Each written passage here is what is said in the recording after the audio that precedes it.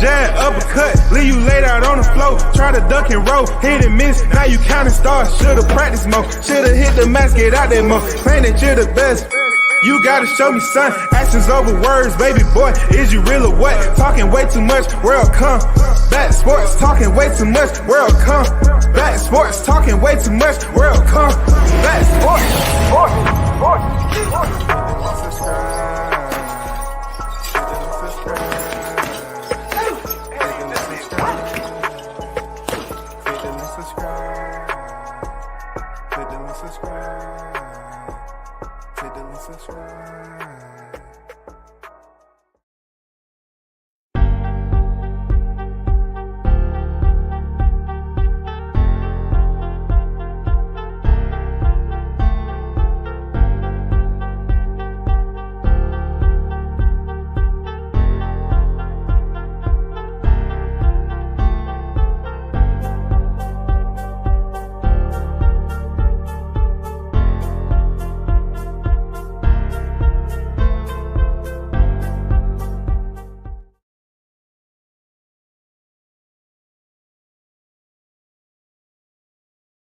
Good morning, WCS back on the boulevard once again, cooking with Sir Senior first on deck.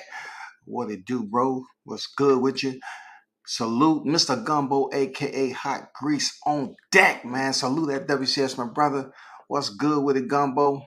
I drop you a ring, man, and see what you was up to. You know what I'm saying? When you go MIA, I always hit you up, man. Send the SOS out and see what's good. You know what I'm saying? But it went straight to voicemail. Captain Chaos, the Wild Dog on deck. What's good with it there, Chaos? Gumbo says, salute that Captain Chaos. You already know what it is, man. Another one before I hit the avenue. Let's talk about, first and foremost, we're going to get the tank and what the two Garcias actually mean. You know what I'm saying? I just want to break down what the two Garcias actually mean. Because I'm not sure if any fighter in history has ever fought two Garcias. And if they mean anything, like these are two Garcias that's about to be on pay-per-view. Both of them have significant difference on the magnitude of fighting tank. You know what I'm saying? Both of them have significant difference. More so Hector Garcia, and we're going to get on that a little bit later. But let me speak on something about the way the YTC community works, right? With the onliners versus the frontliners. This is just pure truth. You know what I'm saying? In its rawest form. It's a lot of cats on here that always want to get information about sparring sessions. And depending on who those names are, they want to create this long drawn out documentary as if they was there. I would tell you, all right, if you wasn't there, you can't speak on it and make all these false narratives just because it feels good for the fighter's name. Brian Norman Jr. and Terrence Crawford sparred down here in the A, right? So today they was on the Boxing Voice, and Burn the Boxer came on and pretty much aired out his grievances. I understand where Bernie is coming from and so forth, because that's just the energy he carries. That's his camp. That's his boy. He known Crawford since he was 7 or something like that. And that's who he is. But I remember when the information came out. You know what I'm saying? Truth be told, it was only one channel really there. I don't know if Tay had his channel up yet. He might have, but he wasn't like what I consider a full-time podcaster or a full-time YouTube content creator at that time. He might have been transitioning into that. But somebody who's been on the scene for a minute, I was there. The rest was boxers and trainers. It was fight week. You know what I'm saying? I'm trying to do some research and see who else was there. Let's see. I can't tell you who else was there. You know what I'm saying? But I know Tiger Johnson was in the building. Richardson Hitchens was in the building. You know what I'm saying? I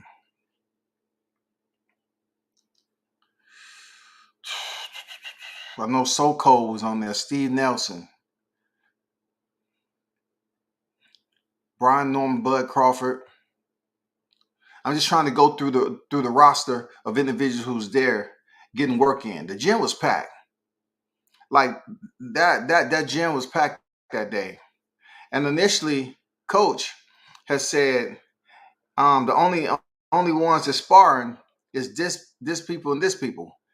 And I don't know where y'all came in at thinking it was sparring, but it's not gonna happen. And then you can feel like a hush come over the gym where people's like, dang, we can't get no work. Man, it's a nice gym. It's a nice big gym. Shout out to Granite City Boxing Academy. Shout out to Granite City Boxing Academy. You know what I'm saying? It was a lot of fighters in there, man. A lot of fighters. And I really didn't know the scheme of things until he came back around. Coach came back around and said, okay, after you all who want to get in here and get some work, you can do it after these particular boxers get in the ring. So like I said before, Richardson Hitchens was the first one for Bud Crawford. And this is before his fight with, he stepped in there and stopped Shawn Porter. That's why it's imperative that y'all understand about these sparring sessions. I was also at the Brian Norman Tank Davis sparring session, 2 of them. So I've seen him spar 2 elite fighters that's in the game actively as we speak. I've seen it. I've seen it with my own eyes as close as you can get to the ring. I was the only one there with him and Tank. You know what I'm saying? As far as content creators. It wasn't nobody else there from YouTube that saw that sparring, But let's talk about the one in Granite City. So Crawford goes in there and spar Richardson Hitchens. It was pretty lighthearted sparring. You know what I'm saying? It was pretty lighthearted sparring, having fun, stuff like that. So this is what I know about, the little periods of time that I've been around Norman when he gets ready to spar. I'm gonna be honest with you. It's just like him going to war. If he was on pay-per-view and he's about to goddamn step in there on the bright lights and it's fight night. He don't play around. He ain't talking to nobody. He ain't conversing with nobody. He ain't joking. He ain't smiling. He ain't doing none of that shit. He's pacing back and forth like one of those freaking pit bulls on gunpowder. That's just how he is as a fighter. One thing I know that I'll say without any hesitation, right? When it comes down to him just being a trash talker, I can't say he's a trash talker like that. Do I say he ain't talking no trash? No, I can't say that. He probably has talked some trash. You know what I'm saying? He is who he is. He's young in life, and he's in a combat sport. He talk what he talk. You know what I'm saying? He talk what he talk. Shout out to Shawn News and Sauce Experience, aka Showtime Shot on deck.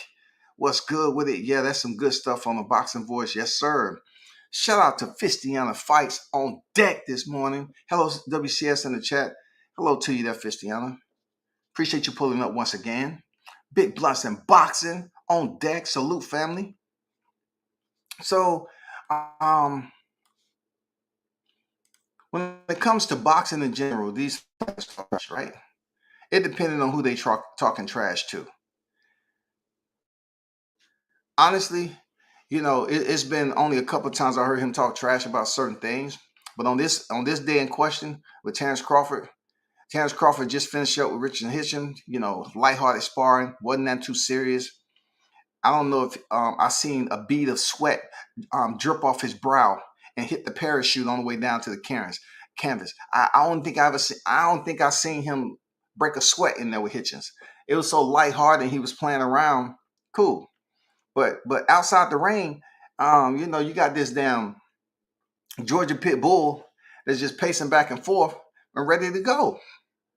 So he gets in the ring, and we just finished seeing Bud Crawford and Richardson Hitchens, and I'm thinking, I'm just thinking real talk.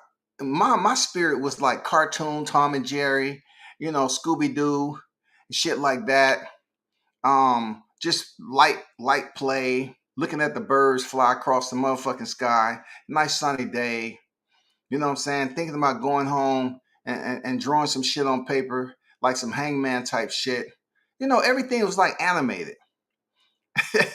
And then Brian gets in the ring and everything gets dark. hey, all of a sudden the clouds roll in, dog. Hey, man, listen, you can't be so serious with the boxing shit all the time, bro. You know what I'm saying? I'm not gonna do it. So he this is I get the tank after this. So he gets in there, boom, they ring the bell. It wasn't then too serious, like, you know, Brian ain't talking no shit, Crawford ain't talking no shit. They doing what they do. Brian comes out the hole, he lands a shot, and he wobbles Crawford. When I say wobble, it's just he hit him, Crawford stepped back, and he wobbled a little bit. He never hit the canvas, none of that shit. Crawford easy throw the jab, you know, to try to equalize the shit because he felt like he's in there for some sparring. I can't talk for Crawford. No way, shape, or form. I ain't talking for Brian or Crawford. I'm just saying it seems like Crawford just got off the light sparring with Hitchens. His mind is in a different set. He didn't think he was going into the motherfucking to the pen for a dogfight. That's not the impression I got. So when Brian hit him with the shot, man, they boxers. You know, they're boxers. Crawford stepped back, you know, wobbled a little bit. The gym said, ooh, like that. And then slowly but surely, Crawford started to gather his wits about him. In the meanwhile, Brian didn't let him off. Like, he kept punching. I'm talking about everything. He was throwing everything. You know, Crawford came up the ropes. He hit him again. Pop! You know, he was throwing everything like bad intentions. It wasn't no holding up. It wasn't no freaking hesitation. It wasn't no pulling a punch. He was putting everything in that motherfucker. So it turned out to be a pretty good sparring session. But Crawford had already sparred 2 people, I think. If I'm not mistaken, he sparred 2 people, bro. So Bernie said on the show that Crawford was a little bit tired, which I could say that. They were sparring, I think 4-minute rounds, I believe. They were sparring 4-minute rounds. So when Brian got in there and went in on him like it was fight night and Showtime, top rank, whatever, Crawford might have just still been in that different mode that he was going to go get some light sparring and go get some work. And Brian Norman wasn't on that type of energy. So, you know, Crawford gathered himself like a professional and he just started, you know, getting back into the fundamentals technique, doing what Crawford does. You know what I'm saying? But when Brian just stepped on deck and the bell was wrong, he came out there trying to throw dynamite. Well, he wasn't trying, he did. He did. He hit him. Crawford stepped back and wobbled a little bit. I wasn't the only one. You never heard me say he hit the canvas. He didn't come close to hitting the canvas, bro. He didn't even bend at the waist. But Brian Norman did hit him with a damn good shot, man. And anybody who's sparring, like, if you don't know him, I don't think it's no way that the word him gotten out how he does sparring.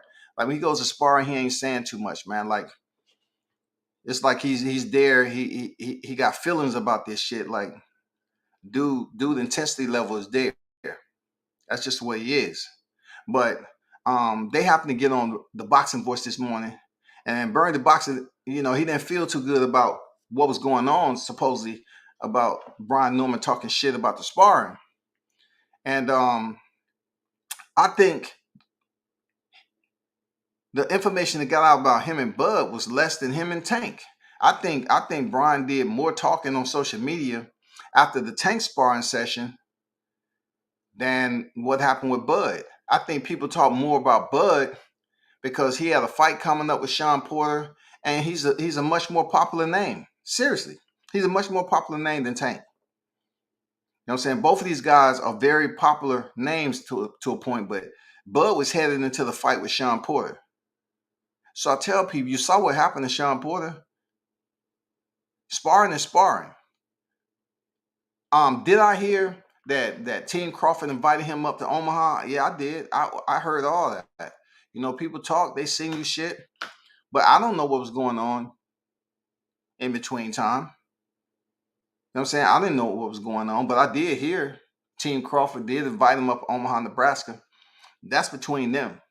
That page in the book, that's between them. But I was actually there at the sparring. It was very good sparring, as long as it lasted. It was only like 3 rounds, I think. And then Crawford got out the ring, and then Norman got out the ring for a round. Somebody else sparred, and then Brian Norman came back in there and sparred Richards and Hitchens, which it only ties into what I said. When Norman got in there with Hitchens, people are still going off the way he started the sparring session with Crawford. So they expected him to go ahead and try to kill Hitchens. It didn't happen. You could clearly see that he only the one to get to work with Crawford. When he got in there with Hitchens, he barely threw any punches. No one talked about that. Like, Hitchens was just throwing jab after jab after jab after jab, throw a 2 every now and then. And Brian, he was just up there, he wasn't doing too much. He was just going through the motion, because you can clearly see he just wanted the Crawford work, and then whatever he was going to give Hitchens. That's real talk. There's no knock on Hitchens. It's just, it didn't seem like he was getting up to come in there and really blast on him like he did Crawford. He just wanted to go in there and step in there with a 3-weight world champion, Omaha Monster, and see what it was about. But clearly, Crawford was playing around with Hitchens, light work, talking to his coach. And then, Norman coming in there, sparring Crawford for the first time. Hey.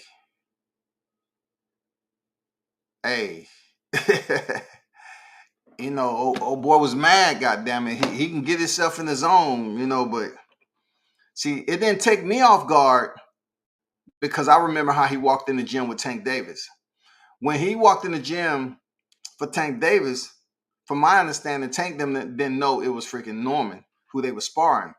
Even though they had sparred before when he was 16 years old, he didn't know he was sparring him down here in the A. So when he came in with his pops, he had the hoodie on. It was mask off. He went over there in the corner, and it was on and popping. It's not about, I bring up the pictures, the only pictures that I actually got before they was about to spar. I got Norman and Davis, and Javon Woodard was there. He got some sparring in, but ultimately, when you want to talk about 2 days of sparring, an all-out war, in my opinion, that was a legendary sparring session, because if it would have been recorded, it would have been 20s of millions of views on this sparring session. It was just that intense. It was bombs being thrown. It was brutal. And they did that shit for 2 days. I'm just saying. But shout out to Team Norman. You know what I'm saying? They out my backyard. Boxers are gonna have their talk. It was a lot of people that was exaggerating that Crawford got knocked down. He didn't come close to getting knocked down. He did wobble a little bit when he stepped back. He stepped back once, and he wobbled a little bit, and that's it. That's it. All them other lies you hear out there, that's what they are. They lies, people. Know that.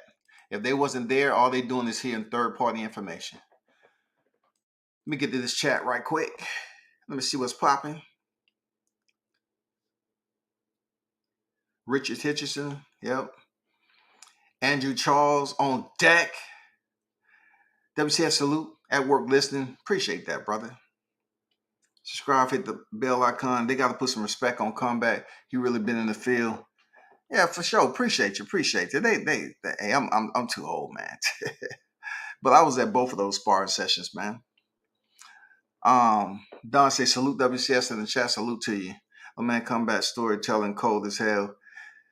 I try to get some enlightenment, man, because people be getting too serious with this. But I was at the sparring session, Truth be told, man, I didn't, I was right there when the punch was landed. And like, you got to get a feel for these fighters. Like, people that go out there and spar Boots, they say Boots legit. Like, even Team Norman, Team Norman, they had just came off a sparring session with Boots. Norman Sr. gave mad props to Boots, said he was the truth. You know what I'm saying? He's a different type of dog. They had just came back from getting sparring with Boots, and then they were stepping in against sparring on the fight week when Shakur Stevens was down here facing Jamel Herring. And that's when, we had multiple sparring sessions in Granite City Boxing Academy, and it was good shit. Unfortunately, that one sparring session, people want to run with the story and exacerbate that shit to the highest, bro, and just inject all these false areas of shit that never was reality. Never. It never was reality, bro. You know what I'm saying? But they want to hype it up just for a thumbnail. So always remember the onliners versus the frontliners. If you're on the front line, you're going to hear and see a lot more. You're going to be able to talk to the team. You're going to be able to be right there. Look, it could have just as well, that sparring session that Brian Norman had with Tank Davis, it could have just as well turned into a crime scene, for real. I mean, it was so many people in that little bitty space, one way in, one way out. It could have went bad real quick for a lot of people if it just went cooler heads in there. I wouldn't even say cooler heads. I guess, the OGs that was up in there for real, because it was a lot. It was a lot going on. Believe me, I was posted where I was posted for a reason, and I was strapped up. You know what I'm saying? I know I wasn't the only one, but that shit right there was intense. It was a lot of shit talking. It was a lot of punches being thrown. And people need to get out their head when they say, well, Tank, somebody got the best of Tank and spar. I really don't care. I don't care anymore, bro. You know why I don't care? Because I don't seen him spar. I don't care what people say about getting the best of Tank. You need to get the best of him when the lights come on. The same thing with Brian Norman. I seen him spar. When he starts to build up and get bigger names, that's when he's gonna have to prove that he's just not the legendary name with sparring and he going out here hurting people. You know what I'm saying? It's gonna have to come around that time. It's 2 pages. I mean, it's 2 chapters. You know what I'm saying? You have to view it that way. It's 2 chapters to this shit. That's the way I look at it. People say they beat Tank all day. It don't freaking matter until you get on the bright lights and get the fight. They say they beat T.O. It don't matter unless you're touching gloves and you his opposition on fight night. It doesn't matter if you say you beat Devin. Can you beat him on fight night though? If you say you whooped his ass in sparring, God damn it, you have to do it on fight night under the bright lights, camera action. That's all I'm fucking saying, dog.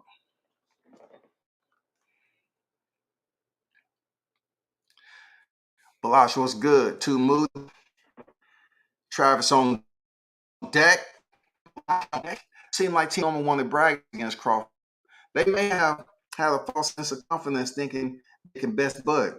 Hey, Don, you make a good point. It's combat sports at the end of the day. So am I gonna tell you that you might be wrong in the trash talking? No. The one who does the trash talking is his father. He'll tell you himself. His father does the trash talking. Most of the time, his father's the one who's doing the trash talking. Period. Point blank, period. Ryan has always been a bit reserved and everything. You know what I'm saying? But his father talked trash to you, point blank. Talk trash to anybody. When Jahai came down there and sparred, goddamn Jahai's Tucker, Coach Music, Jahai's father, Coach Music, and Norman Sr. was talking shit the whole sparring session. You know what I'm saying? But they got work in. But both of them right there, they it's a lot of shit they don't believe in now. I mean, it's a lot of shit they don't believe in that's considered super petty. They don't believe in a lot of damn bullshit. If I wouldn't been there firsthand and heard and got a feeling of how these dudes think, I wouldn't be able to talk about it. But I did. You know what I'm saying? I was there. And they was one of the only two fathers, like real talk, who didn't give a fuck about recording. They didn't give a fuck about no recording. They said, okay, record. So I said, okay, shit. But that's not the case, man. A lot of times people are, cut off the cameras, cut off the cameras, cut off the cameras. I just feel like if you record sparring, let's just say you got the sparring of Ivan Redcatch, right? and Gervonta. And somebody was asking me the other day, hey, man, what do you think about that Adrian Broner fight, man, and freaking Ivan Redcatch coming to your backyard, man? What do you think about that, man? Are they going to show up and show out, man? I said, listen, Ivan Redcatch is on camera getting his ass stomped in by Gervonta, damn near out on his feet. He come down here fighting on Triller. Regis Progress freaking makes that man quit just like Amir Khan Bud Crawford. You know what I'm saying? The man get hits in the thigh, and he refused to get up. People was trying to pick him up. All of a sudden, his body is dead weight. You know what I'm saying? I don't know what type of goddamn testicle system he had, but it seemed like that shit was prunes, some old raisins or something. I don't know. But the stretcher had to come up here. This is in the A now. This is with the whole one side of Mercedes-Benz Stadium packed. This dude gets on a stretcher and freaking leaves the arena on a stretcher. We see him at the hotel. He's walking around just fine. So when they talk about Adrian Broner coming back down here with Ivan Redcatch, I'm gonna be honest with you. I don't know how the ATL people. I don't know how the city folk gonna take this shit with him fighting Ivan Redcatch, because you know what I'm saying? We done seen him get his ass beat down before. And the fact that he quit down here on Triller card, I don't know how people gonna look at that, bro. Showtime said that's what YouTube does. Man, goddamn it, it's a Friday and the club going up on a Friday. Shout out to the one and only Thriller, the Black Picasso on deck with the $5 super chat. Yup. What's good, man? Appreciate you pulling up Thriller. Man, y'all check out Thriller, man. The Black Picasso. He over there doing his damn thing, man. Real talk, man. The brother got some goddamn content for show, man, that you want to pay attention to. Appreciate you supporting the channel. Thriller, the Black Picasso in the building. Shout out to my guy WCS. Shout out to you, brother. Shawn News said dudes get rocked in sparring all the time. For sure.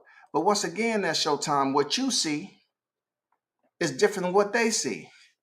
Some of these guys never went to a sparring session, bro. You know what I'm saying? You got to go to a sparring session and see some of these guys, especially some of these top names. And then if you have the pleasure to see some of the guys before they turn professional and their sparring sessions or whatever, and then when they turn professional and get older, I mean, you can assess all that. You know what I'm saying? You can calibrate how that fighter is as a sparring when he's in a sparring session and how he performs under the bright lights. That's all I'm saying about these guys. Like Crawford. Crawford goes on to stop Shawn Porter after all this hoopla hayla about Brian Norman's sparring session. Then you have Tank, who comes down here and goes through the sparring, and he goes on and stop a fighter. Sparring is sparring, dog. Sparring is sparring, and Tank wasn't even in fight shape. Let me take that back. He wasn't in weight fight shape, so he was much bigger than his competing limit as a professional boxer. That's what I'm saying. But as far as them going 2 days, man, that was a war, dog. That was a war, man. They told us we could. They told me I couldn't even take photos. You feel me? You couldn't even take photos in that shit, dog. No cameras, no photos. It was a big disappointment not to be able to get some type of footage. Besides them standing up there in the ring before the sparring actually took place. Click, click, click, click, click. And then you had to cut the motherfucker off, dog. Damn. You know what I'm saying? Like, it is what it is. But all I'm saying is, shout out to TBV. That was a good interaction between Bernie the boxer.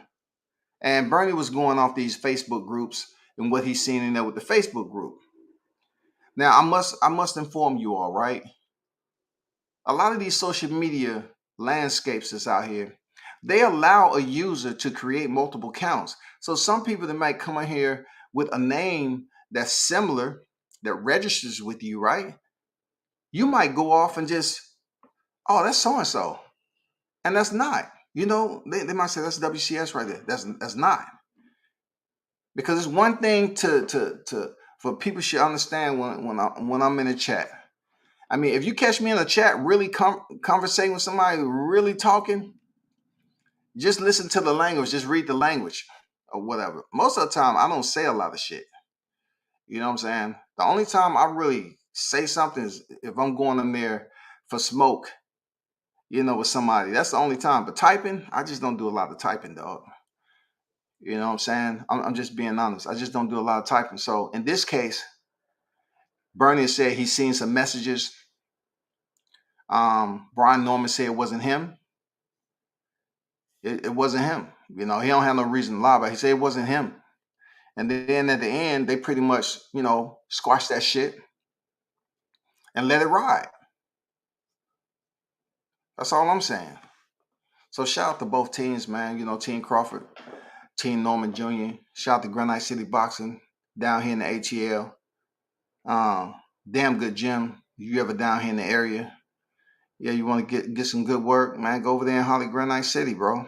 You know what I'm saying? Shout out to the Lopez brothers. You know, they still training there. Plenty of boxers that's over there. You feel me?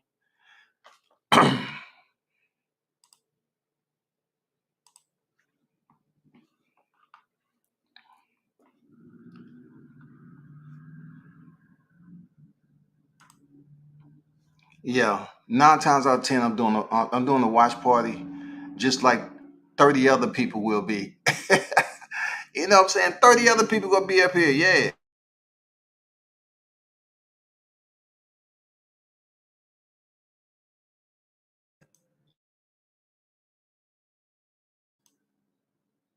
30 other people gonna be live tomorrow doing the fight party. No problem, WCS, and what up, Big Blunts and Boxing. Don said, in the words of Allen Iverson, practice. We talking about practice. That's right. We talking about practice. We ain't talking about the game. We talking about practice.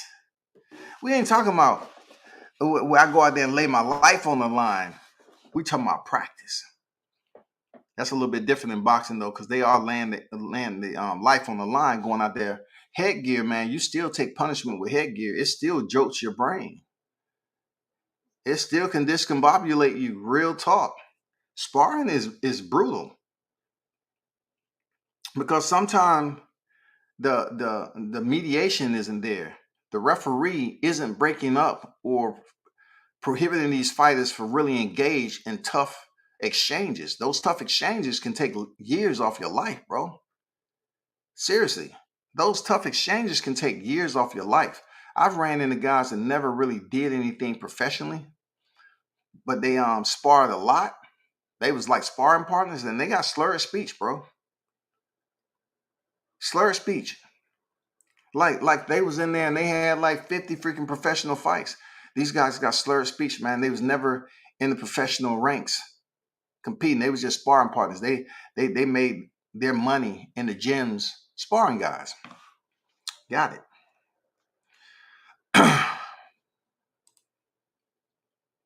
But you see the thumbnail.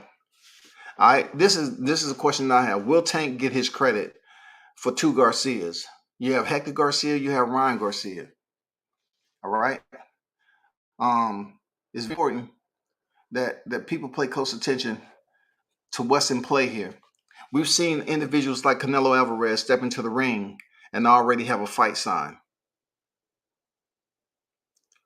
People wasn't really giving Julio Cesar Chavez Jr. any type of betting odds to win against Canelo Alvarez.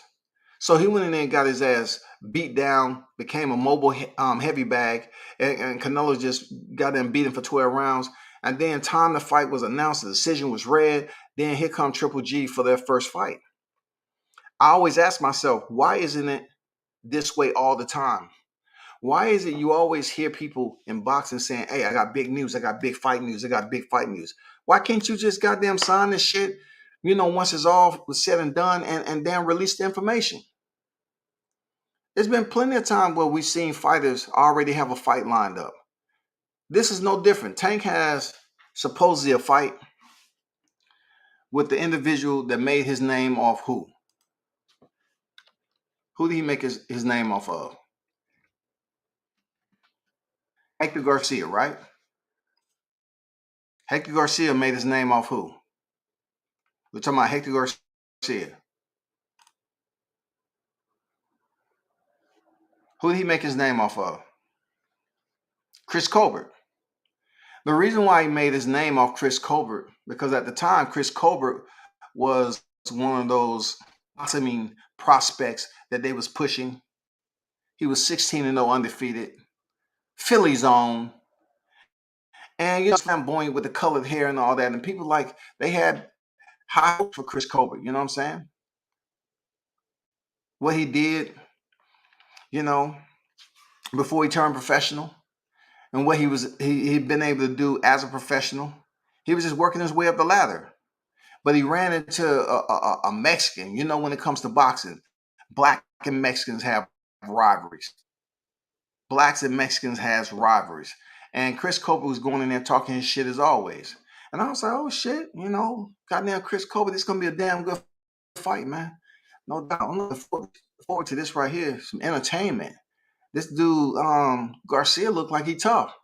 And then we already seen what play out in the round, man. Round for round, we start seeing Chris Colbert get broke down, and he was dropped in round 7. The scorecards read something like 118-108, 118-109, 118-109, all in favor of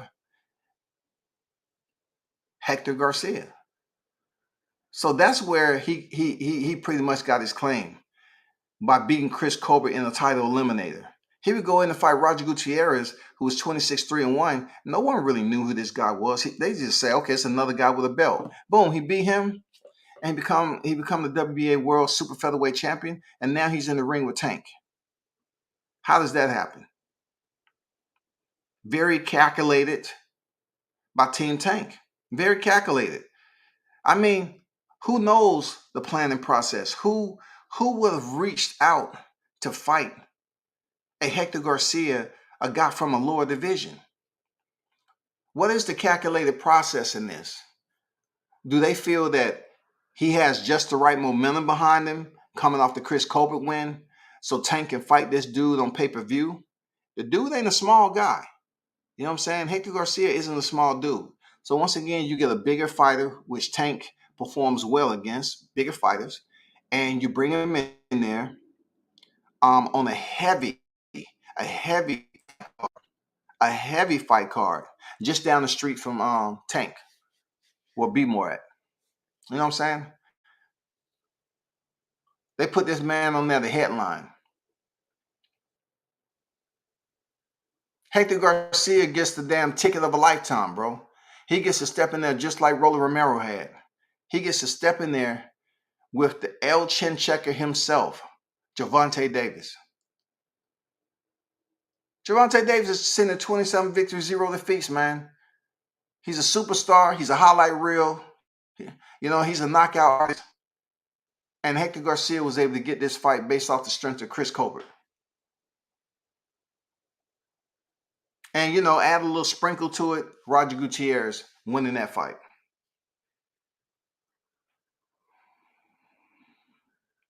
But my forecast, my compass is, I'm trying to locate where's this going, right?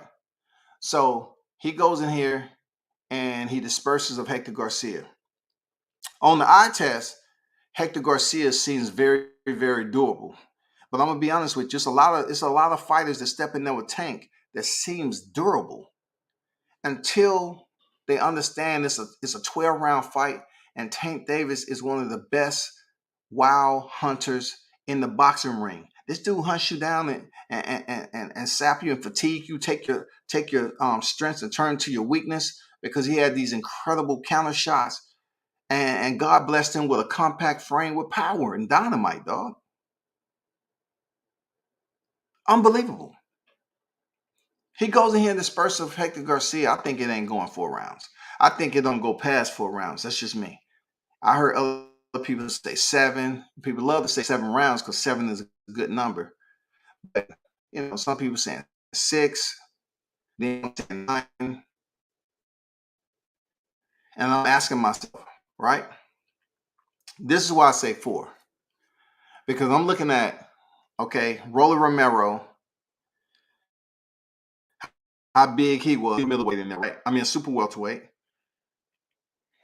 I'm looking at the lack of boxing skills that Rolly had, but yet he's a strong individual in life.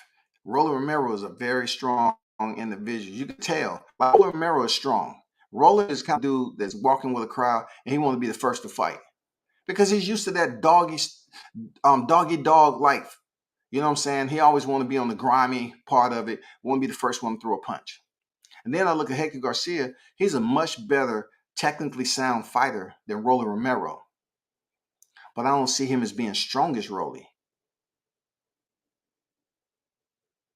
I don't know if Gervonta Davis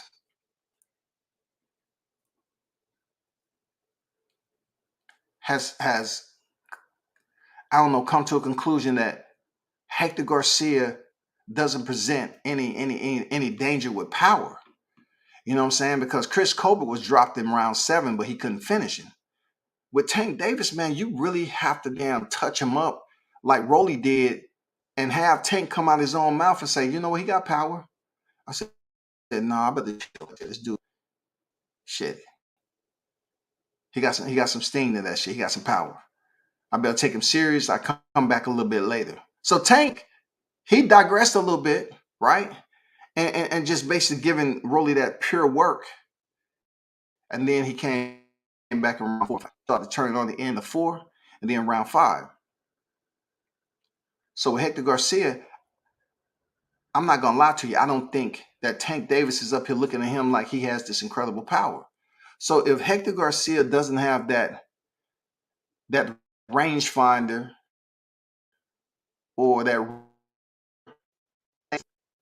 to make him respect him early, I think Tank is going to be right there in his space.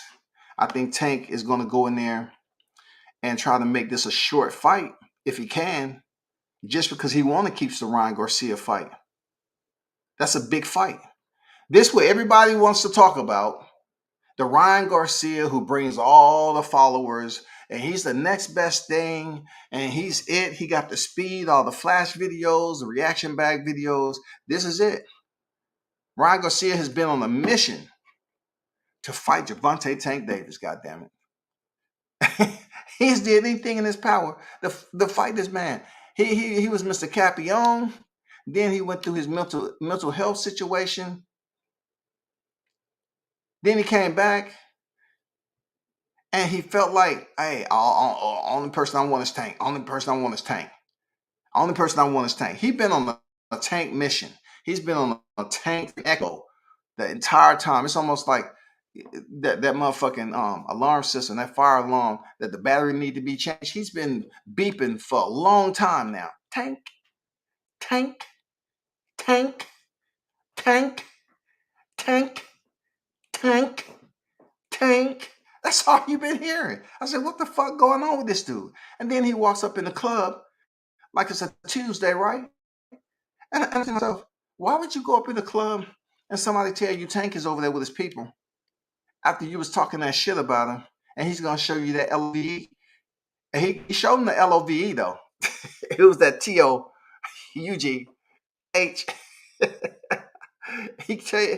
He showed Ryan Garcia that tough love and snatched him up by the collar and said, man, what you doing here? Don't ever, listen, nigga, don't ever walk your ass over to a table when you see me in public. What you doing, man? You think we supposed to sit down and have, allow people to see us sitting down together talking? They're not going to take the fight serious. Take your goofy ass up out this motherfucker, dog. You see me out in public from here on out, and you saying you're trying to fight me? It's no respect. It's no respect, and that's what I'm telling you. It's no respect. So don't bring your goofy ass over here trying to damn laugh and joke, and you got your little ice on and shit. No, bro. You're trying to fight me in my division. We're not sitting down. We're not kicking it. We're not giving people any impression that we up here trying to plan some shit. And then Ryan Garcia hops behind the wheel. He cracks the window because those tears was coming down. So he had to have the outside air dry up those tears pretty quick because he was planning on going live. And when he went live, you can tell his eyes was damn red. You know what I'm saying? They was plum red and shit. And old Ryan Garcia, man. Mr. Powerade commercial having Hollywood himself. I just don't know why it has to be like this, man. I'm just all about love and peace. Why? Why, Tank? Why would you have to be so angry? I just came over there. I saw you. I showed you respect. I just wanted to pay homage. But I just felt like something was being paid for my head. God damn it. I just want to say hello, buddy. You can't speak. You can't be cordial to another boxer. Fuck no, I can't. All right, man. You know, goddamn Ryan Garcia was up there with his eyes all pink and shit. He was crying out to the public. I was trying to get in contact with his people like, hey, man, your boy is on the highway, man. Shit happened on the highway now. I don't want him going in oncoming traffic. Dude is very distraught, and he needs some assistance and help. Get this man some assistance. Tank snatched him up by the collar and probably, I'm going to take this chain, man. Leave this chain here. Are you serious? No, leave the chain, man. Come off the chain, man. I ain't going to say it again. Come on, undo it. And as Ryan started to then reach his hands behind and take the chain off, Tank said, no, I'm fucking with you. Get the fuck out of here, dog. Leave. I'm fucking with you, dog. Get out of here. Go, man.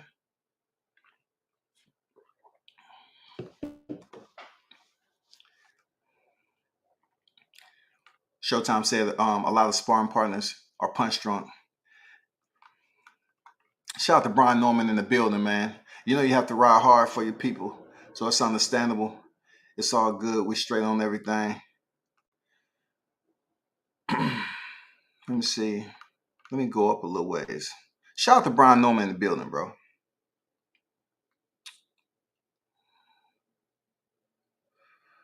Brian Norman Jr., that nigga Bernie was tweaking. Oh, that's Big Blunts. We've been heard Brian say months ago that it was good work, not less. I think the whole deal was what was heard in the rumor mill. Vice people just hearing it from the fighters themselves. You feel?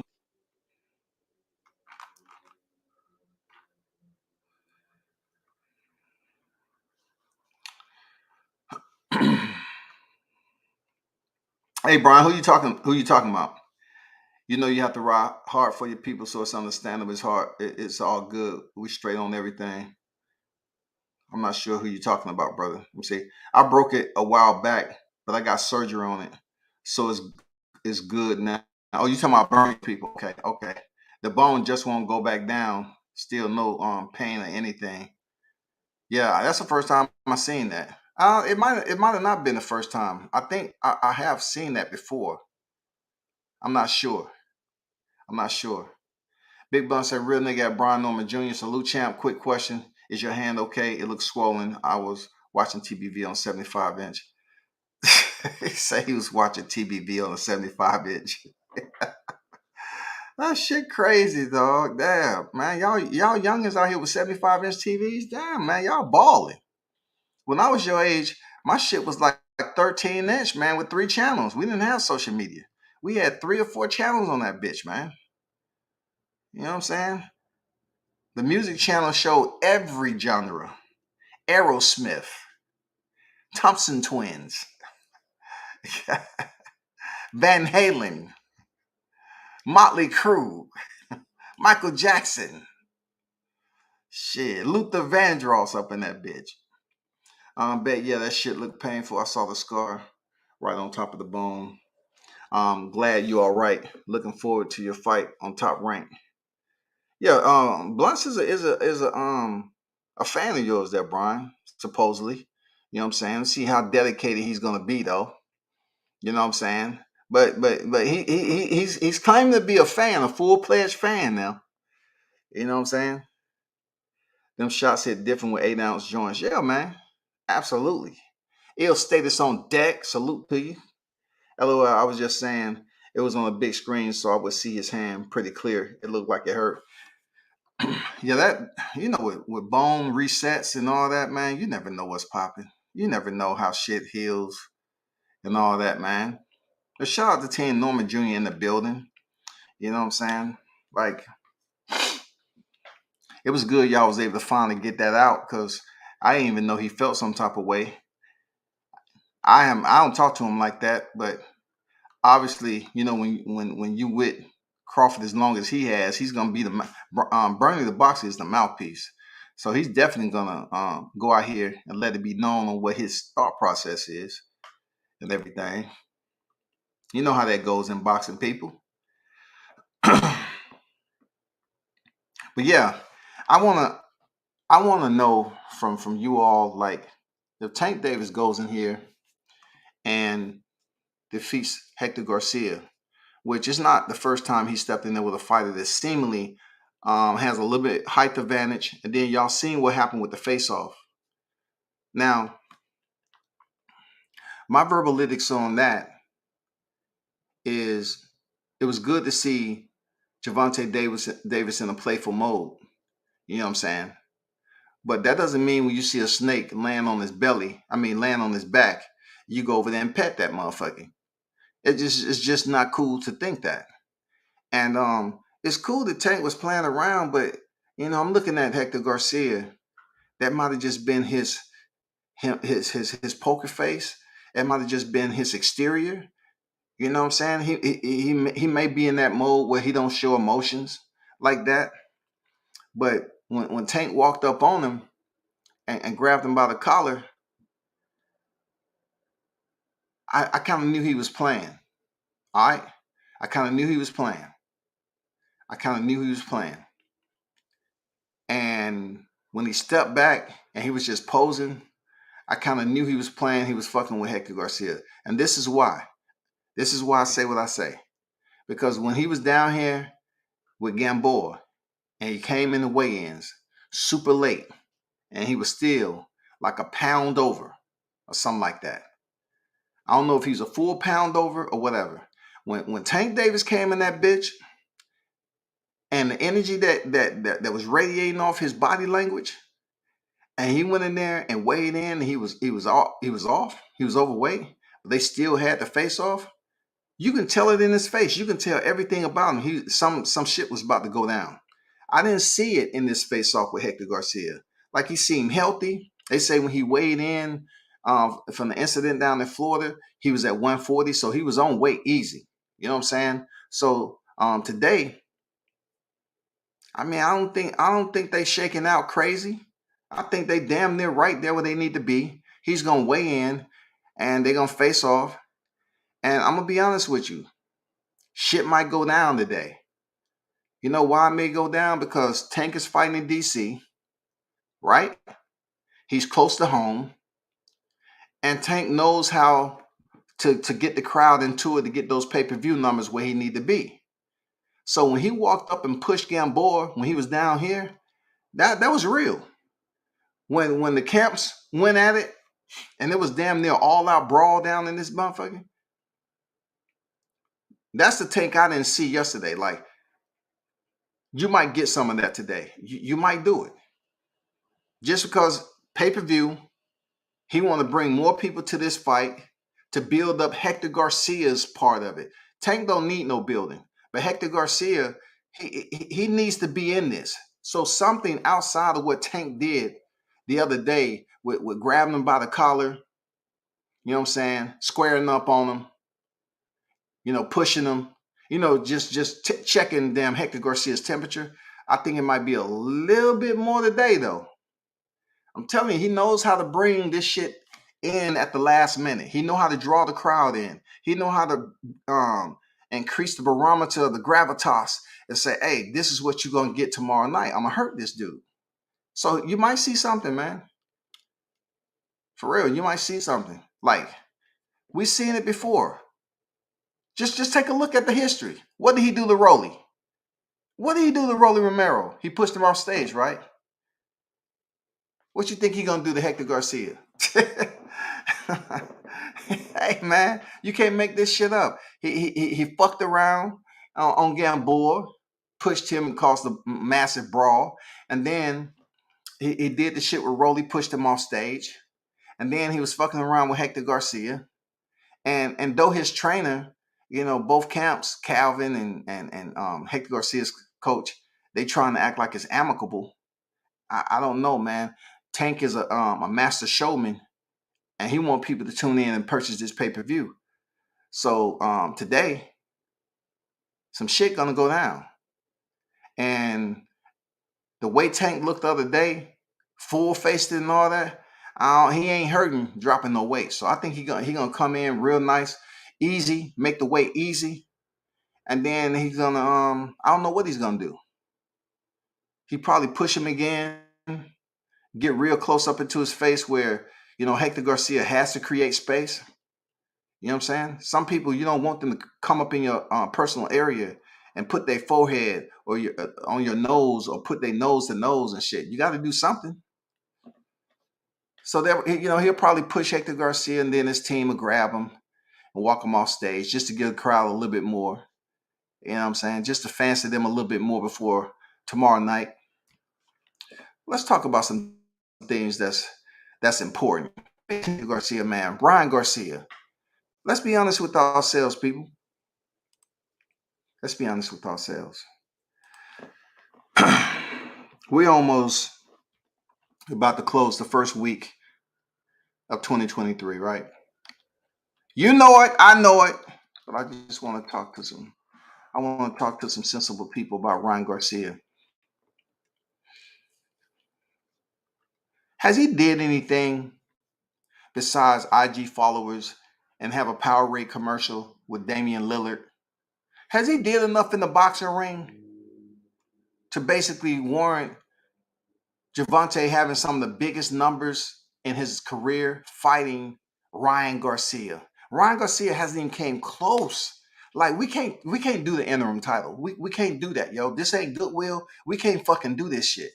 But we're talking about Ryan Garcia outside of the IG followers.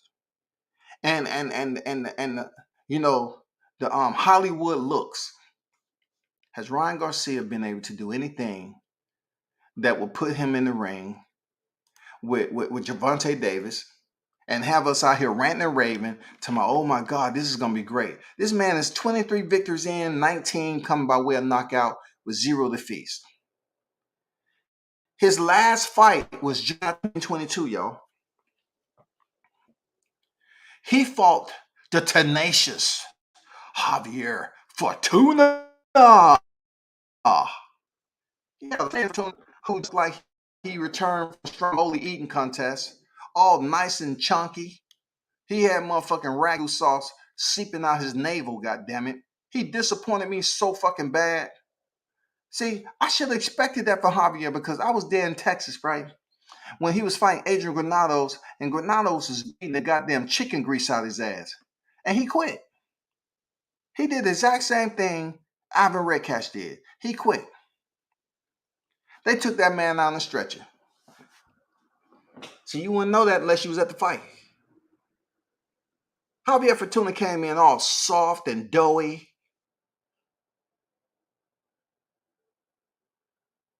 Like he just finished making fresh goddamn piece of dough, laying pepperoni and sausage on there.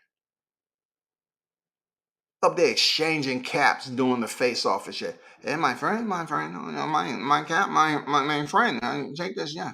Yeah, my watch, my friend. And take my, listen, my shirt, my friend. And take my shirt. Let me see, mucho dinero, cuánto cuesta, no. Okay, take my money too. Javier Fortuna was all nice and shit. He wasn't the same Javier Fortuna that fought Robert Easter. When Robert Easter won, he was up there mono with Robert Easter, goddammit. It was goddamn throwing hands. Furious exchanges. That has all since left. What about Emmanuel Targo? Y'all remember that badger, huh? Dude was an absolute panther. Vicious. Just went the distance. He knocked the man down in round 2, and he went the distance. Luke Campbell, Olympian.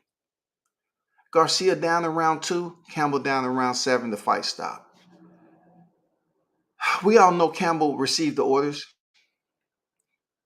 I was at the fight. I stood up. And I said, no! Luke! Why? You sold out, Luke. He sold himself out, man. Olympian sold the fuck out, dog. And we're not going to Francisco Fonseca. We're going to leave him out. That was in 2020. My biggest question was, has Ryan Garcia, looking at his resume, has he did anything for people to be hyping him up to step in there with Gervonta Davis, who's a 3-weight world champion? A 3-weight world champion, y'all. A 3-weight world champion. Ryan Garcia has arguably one of the weakest tendons when it comes to the muscle of the lightweight division, goddammit. He has one of the weakest tendons. His box rec is weak. But WCS has learned some shit, though. WCS has learned some shit, because when I was critical of Ryan Garcia, I was like, man, this dude is super goofy. Ryan Garcia, he's the damn Duck Masters Coalition, pound for pound #1. I learned some shit that's going on right now in this social media that's bleeding over into boxing. It doesn't really matter what the resume is anymore. It's all about the magnitude for which a fighter can propel their career based off collateral popularity. Whatever the energy you can gather from the external popularity that helps you out as a fighter, that the promotion has nothing to do with, that's where you're going to excel at. I can't sit up here and criticize Ryan Garcia like I used to, because I still feel that his record is the weakest. When you talk about the Fab Five, if there's a Fab Five at lightweight, Ryan Garcia is up there.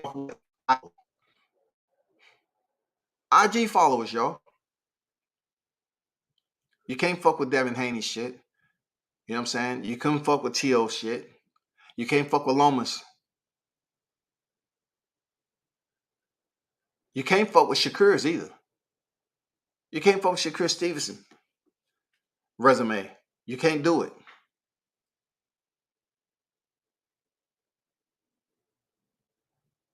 I've found out that in the era when it comes to popularity, a fighter can be a social media star, so to speak, a huge social media entity, and build up their popularity outside of what the promotion is building up for them internal to those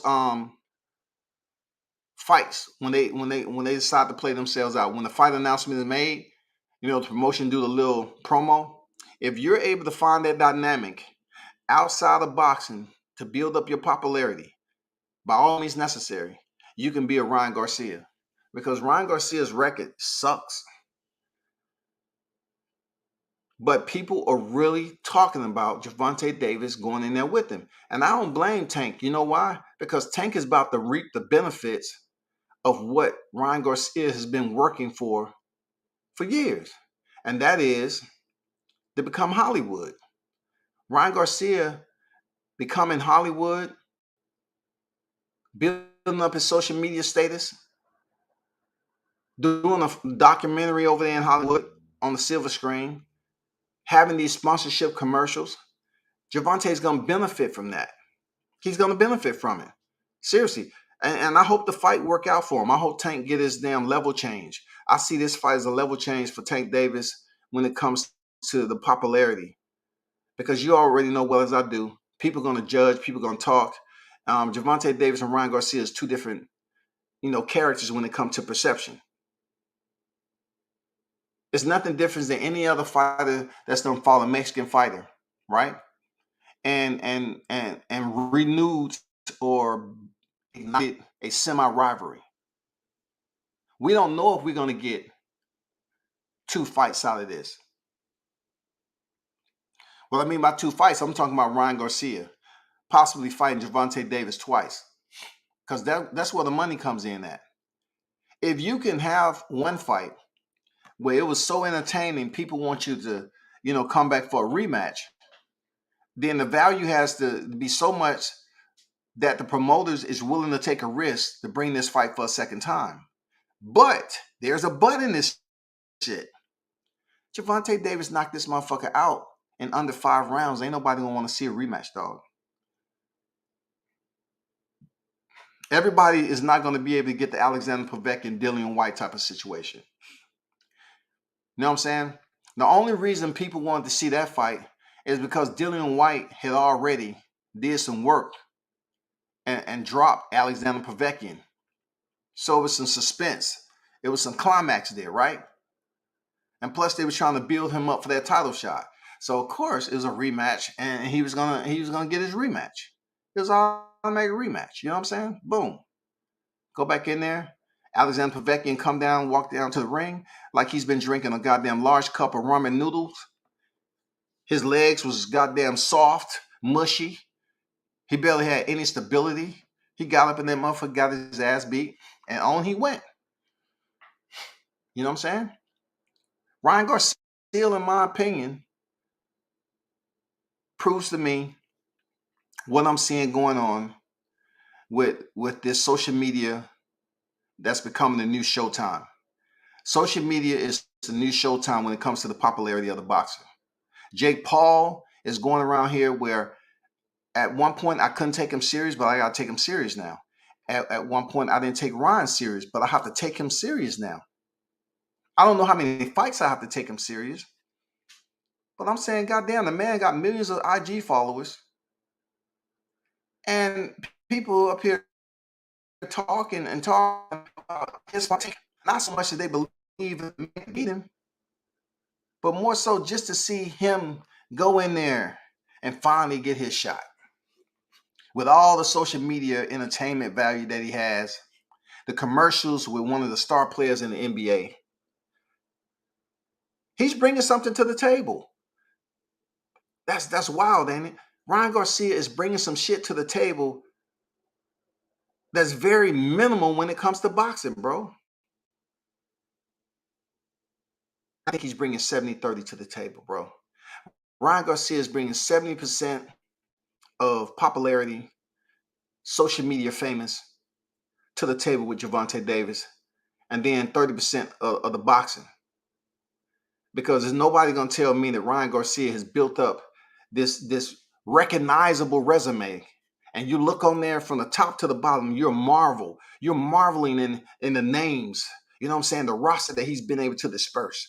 Oh my God, Javier Fortuna, Emmanuel Tagoe, Luke Campbell, Francisco Fonseca, Romero Dono. Oh my God, what a murderous row. It's just unbelievable. The murderous row of, they're not saying that from Ryan Garcia's resume. But you know how you blanket that shit?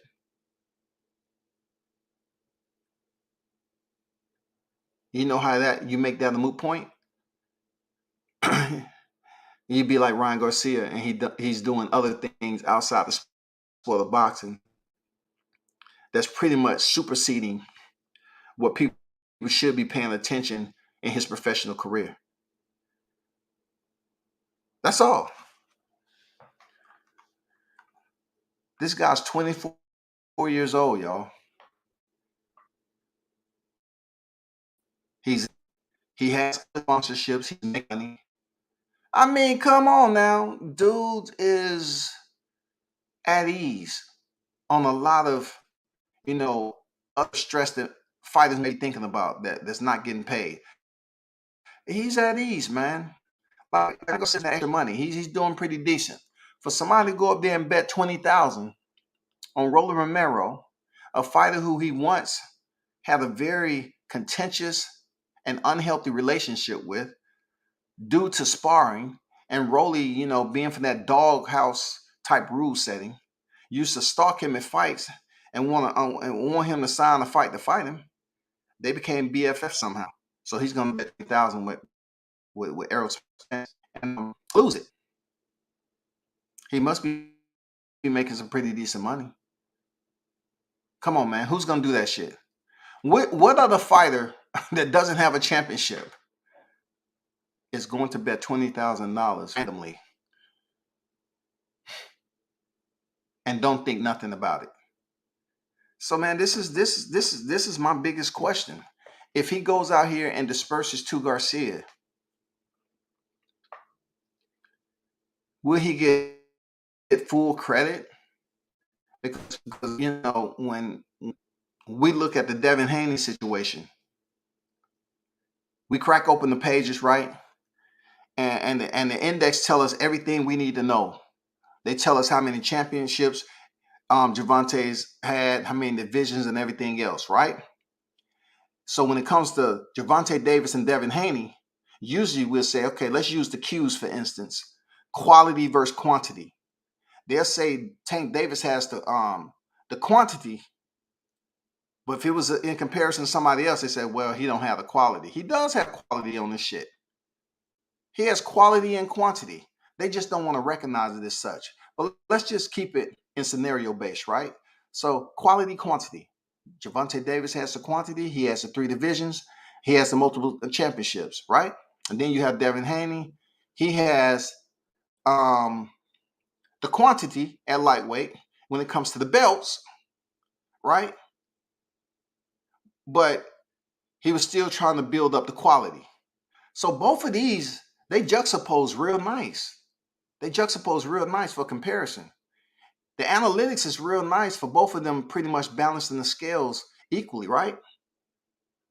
But when it came down to one of these polls where they was placing these fighters in ranking, they placed Gervonta Davis over Devin Haney, who had all the belts at lightweight division. How does that work? All off perception. No one's going to say Devin is more popular than Gervonta. Definitely Gervonta is more popular than Devin Haney. I'm just saying, you know why he's more popular? Because he has power, period. But, what are we looking at per se? What are we gauging this shit off of? I think these 2 fights right here for Gervonta Davis, even though the quality is moderate, Gervonta Davis' star power is so strong right now, with people wanting him to come to the square and they want to pay to see him fight because he's always giving highlight reels, that people are not really caring too much about the 2 Garcias. I think he goes in here and he beats these 2 Garcias. It's going to level change his career. And it's not even based off the quality of these opponents either. It's just a black fighter versus a Mexican fighter. And we have 2 fighters that's undefeated. 2 undefeated fighters. And it's the fact that Gervonta Davis has a pay-per-view structure attached to his name. It's magical. He has a pay-per-view structure attached to his name, and he has sticks of dynamites that God blessed him with. So therefore, he's going to bring butts to the seats, and people are going to see this man shine talk. I love it. I love it, man. I love it.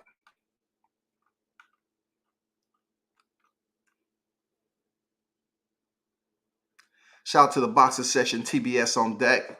What's good? Stick 'em boys, fishing and sports on deck. Salute WCS. Cooking with Sir Senior. Ryan got another lie ready. If he, by any way, not confident, if Tank go and stop dude, pop on deck. So let's talk about the stop it. What do you expect when you are signing or your name even coming into conversation with Tank Davis? What are you expecting exactly? Not you per se, Sir Senior, but I'm saying his opposition. You expecting what? a fighter that's known to be an all-around, a well-rounded, all-exclusive boxer, professional boxer, multi-division champion, like I said. You're getting an all-exclusive total package deal when you're sitting up here talking about Gervonta Davis, and you're getting a fighter who's going to be on pay-per-view. Period. There's no ifs, ands, or buts about it, bro. I don't care if you're sober or you're drunk. When Gervonta Davis' name come up, that's what you're getting.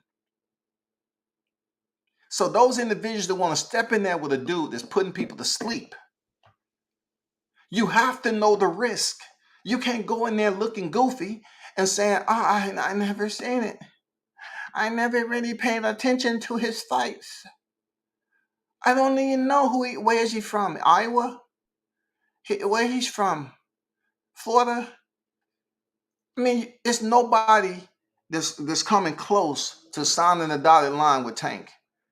Don't know who the fuck he is. So let's just take the Garcias. Both of these guys know exactly who Tank is. The gap that lies between them and Tank is what? The unknown. They don't know how he feels. They just don't know how he feels when them gloves start to goddamn talk. Once his hands start to build up a type of belligerency that they ain't seen before, and the conversation stings a lot more than just, hey man, you're getting too close. That we could talk one arm's distance. No, this communication is full contact and up close and personal. So when his hands start to communicate, that's what they've been wanting. That is the part where they say to themselves, I don't think he hit that hard. I see something though. Man, hello. Let me call this guy. Hey, Mikey. Hey, on a scale of 1 to 3, right? I'm not gonna waste too much of your time.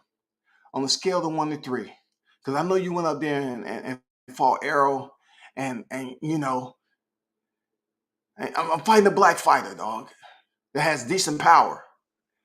What would you think Tank's power is 1 to 3? Man, to be honest, man, you know, I'm gonna be honest. You know, you want my, yeah. On a scale of 1 to 3, you say it's just impossible for me to put it down to 1 to 3. That shit's probably on like a 12 or 13. To be honest with you, there, Hector.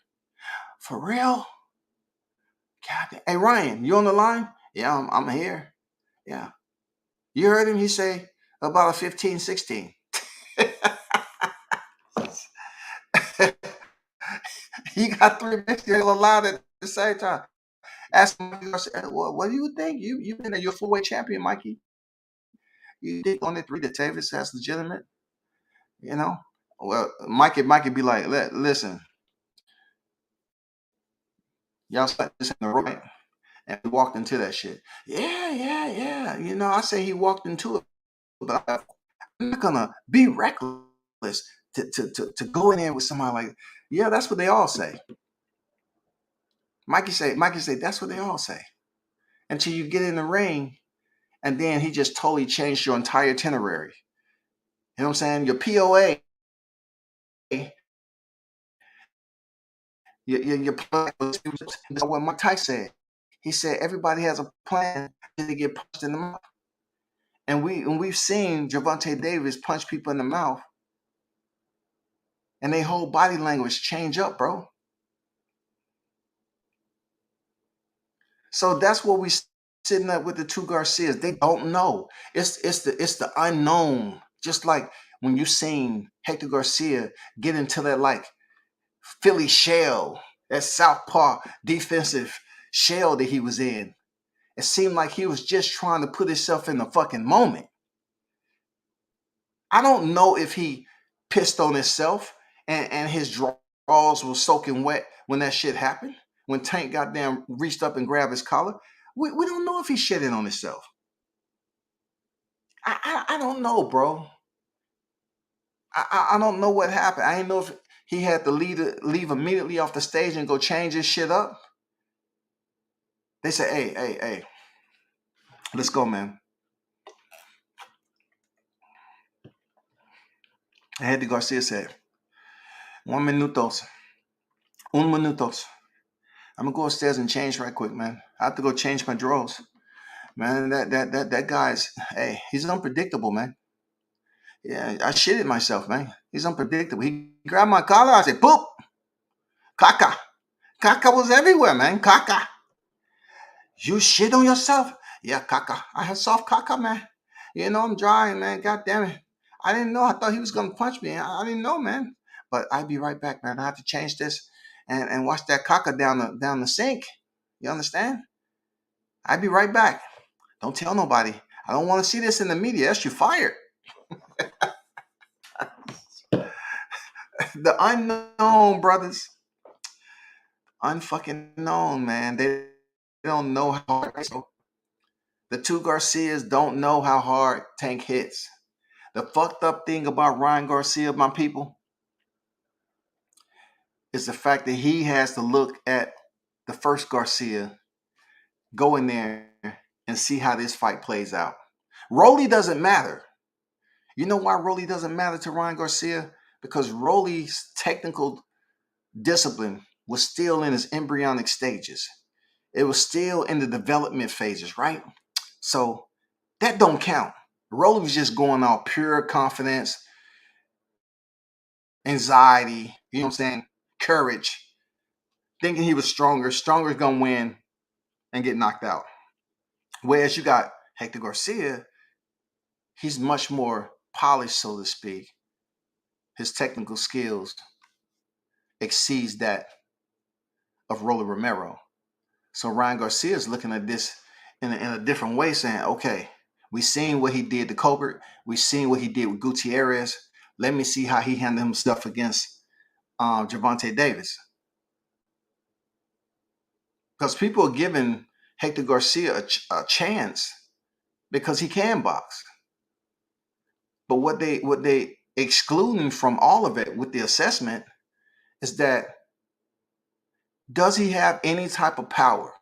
Is it any type of area of his skill set that will provide Tank Davis with the hesitation, will provide him with that, let me think about this.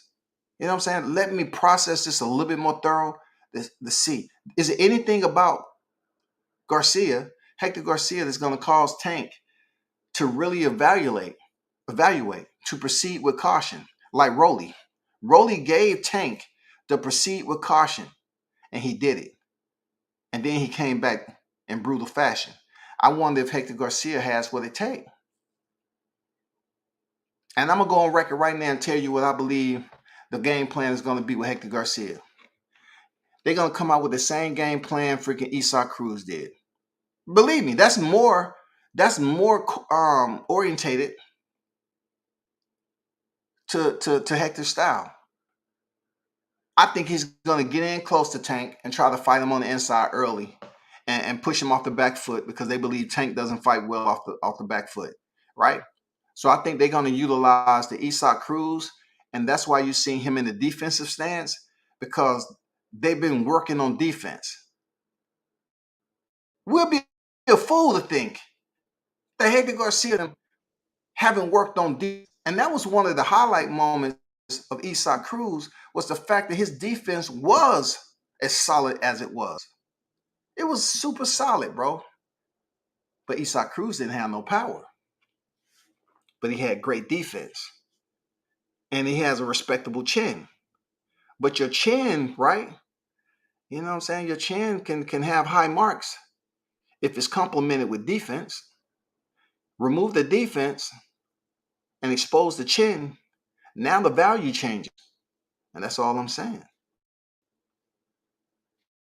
That's all I'm saying. What I saw in that face-off, and what I'm guessing as far as his fighting style, I believe they work heavy on Hector Garcia's defense.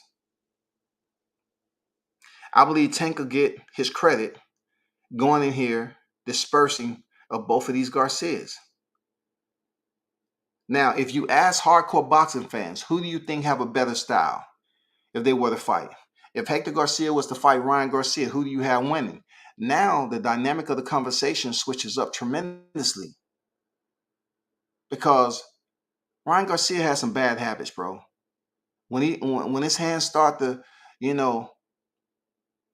press the gas a little bit, his chin is elevated. It's just some bad habits of his vertical type boxing. Yeah, he has speed, but he leaves that head open. And Luke Campbell was able to expose the shit. But then you go to Hector Garcia, he seems more stable. Like I said earlier, he seems more polished, more well-rounded when it comes to his boxing skills. So it might have some people looking at Ryan Garcia's power and say he might have a puncher's chance to damn knock out or hurt Luis Garcia like he did Luke Campbell. You know what I'm saying? So it depends on what type of boxing head, you're trying to converse with, what the conversation's like and all that. But if it was me, I just don't have faith in Ryan Garcia right now. So I have to go with Hector Garcia if he was talking about Hector Garcia, Ryan Garcia. But there's a lot of cats out here believe in Ryan Garcia's power and believes in speed. Seriously. But I think he sucks at fighting on the inside. I think he sucks. See, Garcia, he don't have no problem with fighting on the inside. He doesn't have any problem.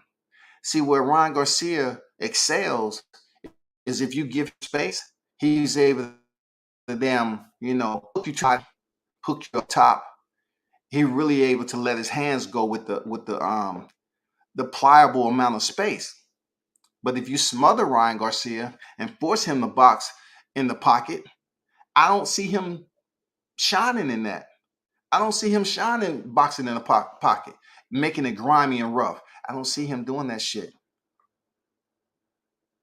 And I think that's what Gervonta is going to have a field day with, knocking Ryan the fuck out. But that's my little prediction. Hector Garcia, bro. I believe he's going to stay close. He's going to stay tight. They've been working on defense, and they believe if they can stay close and tight and land some sneaky, hooks on the inside, just rough Tank up a little bit, they might be able to find the opening. But what people should understand about Tank, they always think he's going to get tired. You know what I'm saying? They always think he's just going to get tired. But I'll tell them any time of the day. I say, okay, go back to the freaking Gamboa fight. I mean, they was banging it out. And Gervonta still stayed on the hunt until the 12th round and knocked Gamboa out, bro. So people shouldn't be questioning Tank's cardio anymore. It's pointless.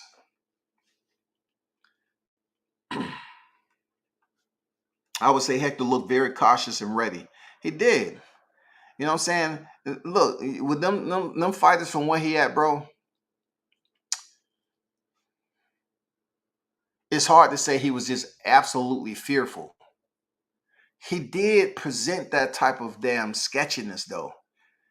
You know what I'm saying? He did give you a little bit. He did give you like a little bit of his outer shell was fragile, man. Like he didn't know what the fuck that Baltimore monster was going to do. He didn't know what El Chin Checker was going to do. He said, I heard WCS say El Chin Checker. I believe it. He's not going to do me like he did Rolly. He's not going to catch me on stage. And that's why he was got the Philly shell. To me, he just showed his card just a little bit. He just showed his card a little bit too much on stage. Just the mere fact that he wouldn't put his hands out there with Tank. You saw how Tank was just posturing like framing. Hey, playing around. And then you looked over there at Garcia. He had the damn defensive shell on full display. So for me, WCS, I'm assuming they're going to try to fight on the inside and roll with a lot of Tank's punches. Be careful when you go bowling. Be careful when you go bowling there, Garcia. I'm telling you, be careful. You think you're going to be able to roll with all them shots that's coming. Some of them you're not going to be able to see, bro. That's all I'm saying. Some of them you ain't going to be able to see. I would say Hector looked very cautious and ready. Cautious He did. I didn't get ready per se. I'm not saying he was like unprepared, but it's just the way he was looking at Tank.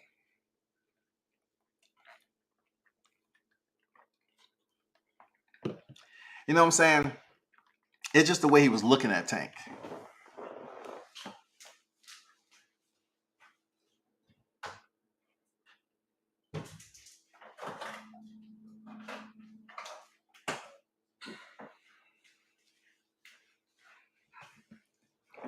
Blunt say they played it in slow motion. You could see Hector firing. This would be the fight for the first 6 rounds, but Tank would take over in the championship rounds. Let me think.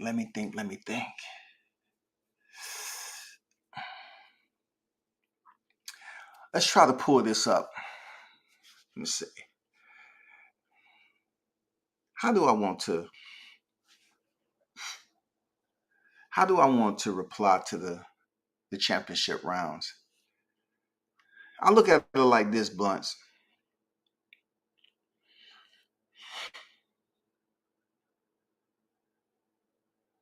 I always like doing comparisons, right? So when I look at Isaac Cruz and who he fought nobody on the level of Tank before he stepped in the square. So therefore, I really can't make that adjustment and say, well, Isaac Cruz had fought this person who we can consider damn near close to Tank. There's nobody on his resume that was on the level of grading that they was going to give him a A. Because he fought this person on his resume to step in there with Tank. Nobody. So Isaac Cruz did well. He did well. But then, for me, I'm turning it back around for Hector Garcia. Hector Garcia, not only has he not fought nobody on the level of Tank Davis, but he's moving up to a higher division for the first time. I'm talking about he's moving up to a division where he's doing like so many fighters have done. They're stepping in there with a big name. They first fight in the division. Is he conditioned to fight at 135? There's a lot of people that always talk about how small Tank is, but Tank has fought at 135 and 140. Garcia moving up to 135 to go to war with a Terminator like Tank Davis, bro, for the first time, just because he's champion. There's a lot of variables he's going to have to deal with. God damn. And there's nobody on his resume that tells me that he's going into the championship rounds. Y'all hold on for a second.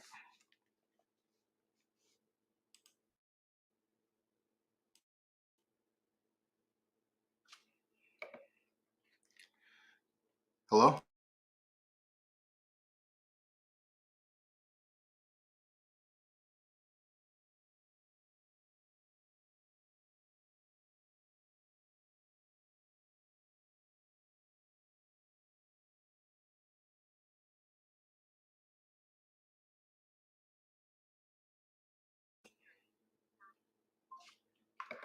Okay. So I'm looking at Hector Garcia's resume, his entire roster of opposition that he's been able to collect this far. No one comes close. No one comes close, bro. No one comes close. But I'm gauging him simply off his skill set, bro. His skill set is respectable. Like Gamboa's skill set was respectable. You know, even though they were saying he was washed, this, that, and the other, Gamboa took some damn hard shots from Tank. Real talk. He took some hard shots and he went into the 12th round. He did, man. He took some hard shots. Gamboa took some hard shots. He showed his mettle. But Garcia, I'm saying him the same way. Like, dude, his skill set is respectable. But his experience level is absent. That shit is tardy when it comes to this weekend. There's nobody that he stepped in there with the type of damn expertise and boxing IQ to the likes of Gervonta Tank Davis, bro.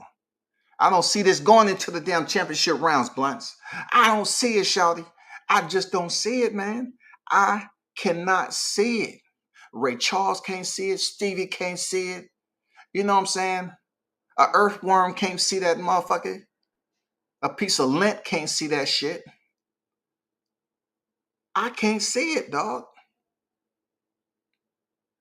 I can't see this shit going to the championship round.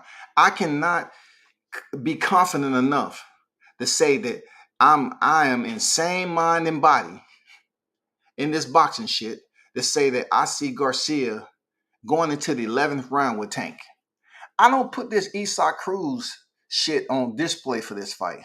Two different fighters. Real talk, two different fighters. Isaac Cruz's strength is different than Hector Garcia's strength. So, man, I see Hector Garcia trying something. You know what I'm saying? People try to ride bikes for the first time. We see what happened. People hop their ass on a motorcycle and say, "Oh, so you go forward over here. So this if I roll this back, it goes forward." Yeah. And what CC is this again? It's a 1300. And you said this is just like a CC above a moped? Yeah, that's what they say. So it's another part I didn't tell you though. The goal is when you pop it down in first gear, you got to pull in the clutch and ease off of it when you roll back on the throttle. All right. Now you can make this happen. It's been done before. And you say like when I see a moped, I'm looking at 60 cc's. But you're trying to tell me a 1300 cc is close to the speed of a moped out the pocket? Yeah, that's what I'm telling you. Put your helmet on, close the shield, and roll back on the throttle easily and release that clutch softly, okay? And you're gonna enjoy this ride. You're gonna enjoy it. And most of the time, that person, they roll back on that throttle, pop the clutch, and they're in the hospital. It's just simple as that. It's just simple as that. I just don't see this fight leaving the 4th round. I don't see it, bro. I don't see him going past what Rolly Romero was able to do. I don't see it. Because Tank Davis has some type of, cautionary, okay, let me be a little bit more methodical. Let me play this safe a little bit. This dude is strong. I don't see Hector Garcia providing that type of danger zone for Tank Davis to say, you know what, I should let me just chill a little bit. Let me pace myself a bit. I seen, I felt a little bit of what he got. You know what I'm saying? His hands is quicker than I thought. Dude got pretty damn ironclad defense. All right, cool. I'm telling you, man, Tank Davis IQ is bar none some of the best at the top of the game in boxing. His IQ is unbelievable, dog. This is gonna be something different for Hector Garcia. Believe that, people. Pop say it won't make the championship rounds. I agree. I think Hector make it to the round 10, bro. In championship rounds, I don't think so, brother. Now you're saying 10, 11, 12. So which rounds are considered championship rounds? Is it 11 or 12, or is it 10, or is it 7, or is it 6? God damn it. I need to know what is considered championship rounds. It's going to be a scrap to round 6 or 7. And 9 is going to start to hurt. Round 10, he might go out of there. Oh, my God, dog. What do y'all see, dog? Do y'all not respect El Chin Checker? Did y'all hear me say that was El Chin Checker? Do you think he's not checking that dude's chin early in the fight if he chooses to fight him on the inside? You think you think them watching over and over the Isaac Cruz fight, they have a blueprint to go the distance with Tank? If that is indeed the case, why didn't Bullet do it with Rolly Romero? They had a game plan. Press. Pressure. They had a game plan. And he was able to land some shots on Tank. But when you start to get comfortable with the game plan and you start to close, now the boxing IQ comes into place with Tank, and he start goddamn transmitting the data back at you. He's already received it. Now he's transmitting that motherfucker, and you about to get the damn response. As we call it in data, the TTL. You send out a ping to the distant end, and you get the response. It's called a TTL, a time to live. Check it out.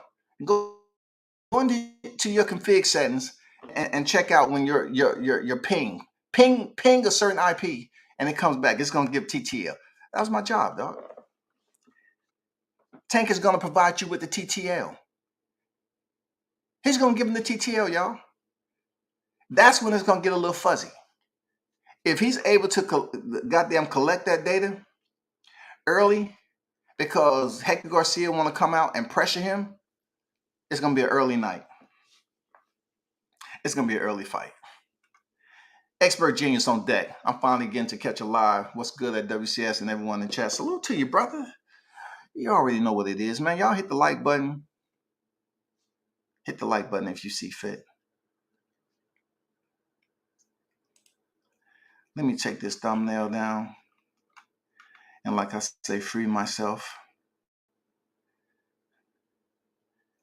You know what I'm saying? But yeah, man. I see Tank pretty much changing levels. You know what I'm saying? If he goes in here, well, you know, win. I believe he's gonna defeat both of the Garcias. Real talk. He's gonna defeat both of the Garcias. I think Hector Garcia is gonna damn pressure, and I think Ryan Garcia is gonna keep distance and try to use his range and speed. Man, that's a no-brainer, bro. That shit's easier than goddamn ABC and goddamn Elemental P. That shit is just like that. Just like that, man. Goddamn Hector Garcia is going to ABC, and then Ryan Garcia is going to be Elemental P. It's going to be just like that. Real talk. It's going to be just like that, man.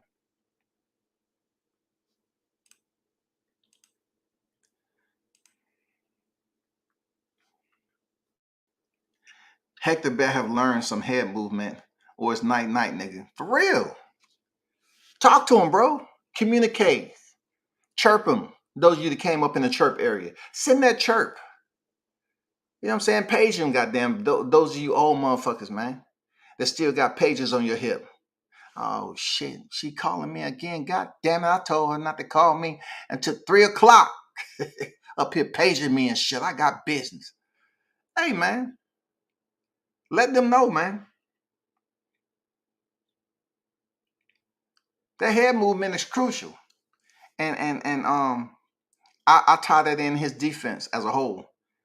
Good point. Good point there, expert. You know what I'm saying? You tie that into his entire defensive package. Head movement with Tank is very crucial. Will I say Isaac Cruz had a lot of head movement? Nope. Isaac Cruz was just coming in there with a solid, you know what I'm saying, defensive shell that was able to prevent him from getting any clean punches landed on him. Plus, he's short and compact like Tank. Hector Garcia isn't. So when Tank come up the middle with that uppercut or whip him with the hook, I'm curious to know if we're going to get Leo Santa Cruz and Leo Santa Cruz and Leo Santa Cruz and 500. 501. Hey, doctors, come on in. He ain't getting up. It's 501 right now. I count to 500. He's still unconscious. I mean, that's possible, people. This dude might be Leo Santa Cruzing. And look, Leo, he really can't tell you what happened from the time he seen Tank dip off to the left and shoot that left uppercut. He can't tell you what happened after that. But when he finally came back to, people, hey, no, bring. Yeah, hello. Hey, ¿qué pasó? Who is this? Leo Santa Cruz. Oh, what's going on? What's going on? Hey, Garcia, I was just calling you. Be careful. His power come out of nowhere. I say, it's legit. I say, it's official. It's official. Just be careful, man. Because I don't remember anything. That's a part of my life I can never get back. I say, you understand? I mean, he got power, man, and you'll never see the lights. You'll never see the lights again the same. You'll never see the lights again. I remember before Gervonta knocked me out, I used to see bright lights outside, the sunshine, the rays. I used to see everything. When I came to, and the next sunny day, it was like clouds. I'm telling you the truth, Essie. I'm not playing. And this is for real. My eyesight is different, Essie. I'm just telling you, be careful in there. Be careful. He loves setting traps, man. He loves setting traps. He's a sneaky guy. Extremely high boxing IQ. Be careful, man. Be careful. All I'm saying, be careful. It's going to go night-night. They be having no conversations on the phone. You're going to go night-night, man. His power comes out of nowhere. That's what Leo Santa Cruz was telling people. Hey, be careful, man. His power come out of nowhere. No shit. Leo found that shit out. His power come out of nowhere. No shit, dog. Mr. Limon on deck. What's good? Not a real Big Tank fan. Garcia sleep by 6. So Limon is saying 6, dog. Which, in my opinion, seems more reasonable at the end of the day. I'm not saying it's it. I'm just saying that shit. I can't say it's going over into the second half of the fight, shawty. I don't see it. Black Belt being on deck. I'm seeing you in a minute. What's good, bro?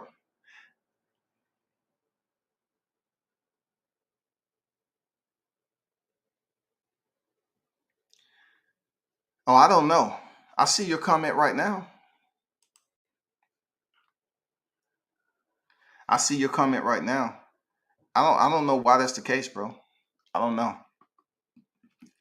I mean, when I get some time, I just have to check and see. They say it doesn't let me comment. I don't know, man. Like YouTube be getting a little bit fuzzy sometimes. YouTube gets a little fuzzy. Just like getting that phone call and that late text.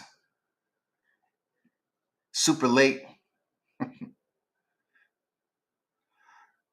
That I'm late text. Yeah. Experts say Cruz was trying to fight like an off-brand Mike Tyson.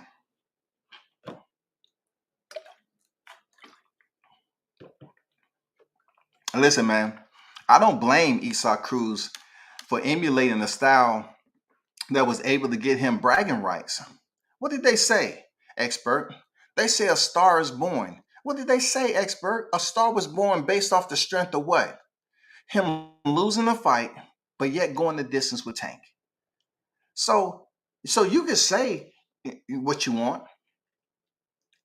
that he was an off-brand Mike Tyson, but he was able to stand on his feet. He was able to survive. And when you go in there with a tyrant like Gervonta, who has that dynamite in his hand, they didn't have to call first responders for Isaac Cruz, baby. He made it up out of there. He was laughing. I did it. Yeah. I did it. And then look, the post-fight. Isaac, I want to first of all congratulate you from an amazing performance with one of the hardest hitters in the sport of boxing today. We're going to get to your performance, but let me first ask you, do you think you want a rematch? Si, senor. Yes, a rematch. Yes. And then Tank say, hell no, that shit ain't happening. Oh, huh? Why? I went the distance. See, the fight is going to be easier for Gervonta Davis in the rematch. He didn't feel or see anything that was special about Isaac Cruz. Isaac was just able to emulate and be short and compact and work on defense, because they felt like Isaac can box. They felt like he would be able to land the punch.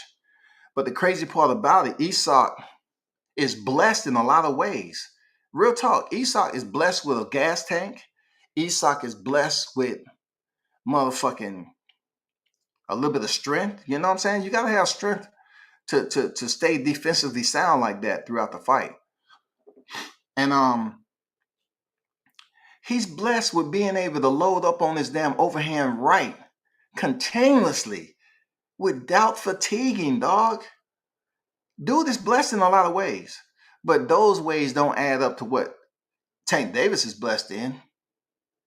You know what I'm saying? So now he's about to, he steps in there with Rolly, a much bigger, taller fighter, knocks him out. And he's about to go in here with the fighter that's not as big as Rolly. People don't believe he has as much power as Rolly, but he's a better boxer than Rolly. So what is the game plan going to be? You know what I'm saying? You're going to get in close like Isak Cruz? You're going to try that method? You're going to get in close and try to smother Tank so, you can take some of the... No, man, this is a 12-round fight, brother. One thing we don't talk about much with El Chin Checker is his chin. Gervonta's chin certified too now. Gervonta's taking some motherfucking shots. He has a certified chin. It don't matter what you say. He has a certified chin, bro. Leo got knocked to the shadow rim and back by the uppercut. For real, dog. Leo Santa Cruz went to the shallow rim first class. And Jack Harlow was singing that shit. First class, Leo Santa Cruz in a first class. We're Santa Cruz in first class. He was goddamn going out to the shallow rim first class, goddamn, and Harlow was singing a solo on his ass. For real. Yeah, I had to go to your page and then join. Okay. I don't know, brother. I'll have to check it out. No, I like what he with that style against Tank. Became a fan. I had seen it before that expert. I mean, it wasn't like listen, style make fights. When he fought Diego Magdaleno in Texas, I just seen him pummel that guy to the body over and over again, stood him up to the point where Magdaleno couldn't move away. He couldn't reposition himself. He couldn't pivot out. He couldn't reset. I mean, Isak Cruz destroyed him. Right? Then he comes in here with a very good strategy for Tank Davis. They don't want to they know their arms are short. They don't want to create enough space for Tank to fire because Tank doesn't need a lot of space to generate velocity, bro. So they say, let's stay close. You got the gas tank for it. Stay defensively minded and stay close. But the only thing that's fucked up about that is Isak Cruz does not have power. So if you're going to stay close, you ain't known for damn sending uppercuts 12 o'clock. Hooks to the body, hooks up to the head. You're not known for that. Isak Cruz does better when he has a little bit of space so he can continuously load up with the right hand. That's what he does, people. He just don't have no power. And then you don't have no power with Tank. You're going to have to call somebody from the front row. Give me the wrench. Give me that wrench. He ain't going to see it. Toss it.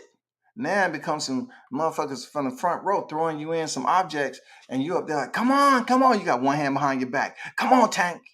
And you're going to raise that wrench up above your head and swing that bitch. It's not going to happen, people. Let's see what Hector Garcia has, bro. For real, let's see what Hector Garcia has. Blunt say, LOL, I don't know why, but I give Hector a shot and making it pretty far in the fight, man. I think he's going to surprise some people. Everybody has dreams. Everybody has dreams, that Blunts. Everybody has aspirations. Within those aspirations that blend in the dreams, that Blunts, WCS will tell you, comes nightmares. You know what I'm saying? You put aspiration into dreams, it turns to nightmares. And I think what you're speaking about in the live chat I think he's going to run into a nightmare. For real. He's going to run into a nightmare. I don't know if it's going to be nightmare with the right, a nightmare with the left. I don't know, Blunts. But I do believe it's going to be some type of disorder while he's in the land of Nod. For real. He's going to the land of Nod, Blunts. Okay, I don't know how many times I have to explain this. He's going to the land of Nod. Understands me? He is going night-night. Now, your dilemma is when he's going to the land of Nod. Travels will be the same, okay? Don't make no mistake about it. He doesn't require any check-in baggage, and he doesn't require a carry-on, okay?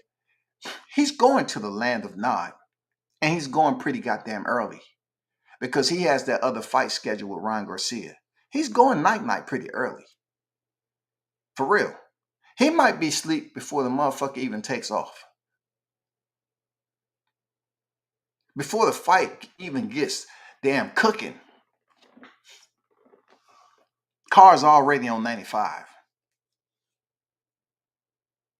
Seriously, I don't see this as one of those, oh man. Oh shit, he got a different type of dog in it. Dang. We heading into the 10th round? Oh shit.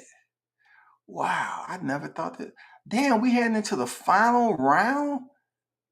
The last and final round. I never thought a guy moving up from 130 will be going the distance again. A Mexican fighter will be going a different. Is he Mexican? I might be disrespecting this dude. Let me find out if this dude is. I don't want to be considered, being biased or prejudiced. Because I like to have some type of common decency of my perception on here, when it's warranted. Other people, they don't believe so. They're pretty disturbed and then their feathers are ruffled right now. You know what I'm saying? The old guy just says things that they don't like. Come on, man, hurry up.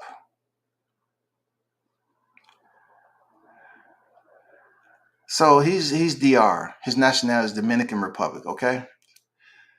He's Latino still. You know what I'm saying?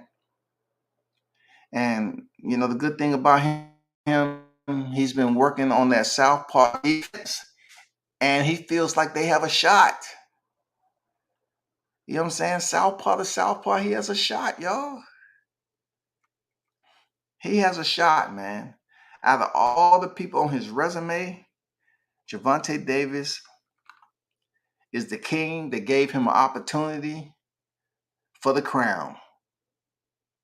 Unfortunately, they're going to have to call the servants to come pick his body up and remove him from the premises. Take him back to the dressing room, please. I have to do my post-fight interview, okay? And Jim Gray going, no, hold up. Is he came to yet? Because we can still, no? Okay, cool. I'll just get back with him in the locker room. All right, Tank. Let's talk about this. Another amazing performance. You just continue to wow the crowd. Great performance. Do you think he'll be okay? No. That's what I do. I knock people out. You already know. That's what I do. Shout out to Baltimore. I like Baltimore and everybody. You know what I'm saying? Shout out to Washington, D.C. Shout out to my team. Everybody who made this possible. That's what I do. I knock people out. I put them to sleep. And, Ryan Garcia is no exception. He's next. Period. No ifs, ands, or buts about it. I'm fighting Ryan Garcia as soon as possible. I'm going to take his power rate money. You know what I'm saying? All those damn followers he's getting on IG. We're going to transfer them over to my IG. You know what I'm saying? And that's when I'm going to level change and elevate myself to I'm on a new level. You know what I'm saying? I'm on a new level. That's what's going to happen. Shout out to Ghost on Deck. Hector got a shot. He is amazing boxing in his own right.